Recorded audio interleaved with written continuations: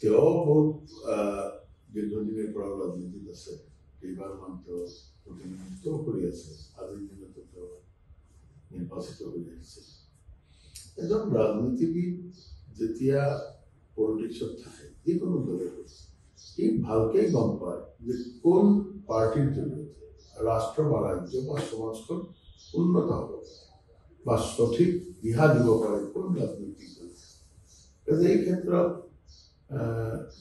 কমলাক্ষ প্ৰকাশ ডাঙৰীয়া আপুনি তেওঁৰ কথা মোক সুধিলে, তেওঁ নিশ্চিতভাৱে তেওঁ গম পাইছে যে আজিৰ দিনত অসমৰ যদি উন্নয়ন লাগে বা আপুনি বৰাক ভেলী পাৰ্টিকুলাৰলি আপুনি বুজিছে বা কৰিমগঞ্জ বুজিছে, যদি তেওঁৰ সমষ্টিৰ উন্নয়ন লাগে তেনেহ'লে ডক্টৰ হিমন্ত বিশ্ব শৰ্মা ডাঙৰীয়াৰ নেতৃত্বৰ প্ৰয়োজন আছে আৰু তেওঁৰ দিহা পৰামৰ্শত যি চৰকাৰ চলি আছে এই চৰকাৰে এই ক্ষেত্ৰতো সি চৰকাৰৰ সমৰ্থন দিছে এইকাৰণে যে তেওঁৰ সমষ্টিৰ উন্নয়ন লাগে, লগতে ৰাজ্যৰ উন্নয়ন লাগে, এই ক্ষেত্ৰত দিছে।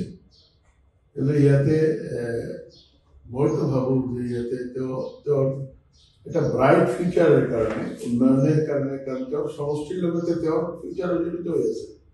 সমষ্টিৰ মানুহৰ উন্নয়ন হ'লে নেক্সট টাইম তেওঁ ভোট দিব। এই ক্ষেত্ৰত ভাল সিদ্ধান্ত লৈছে।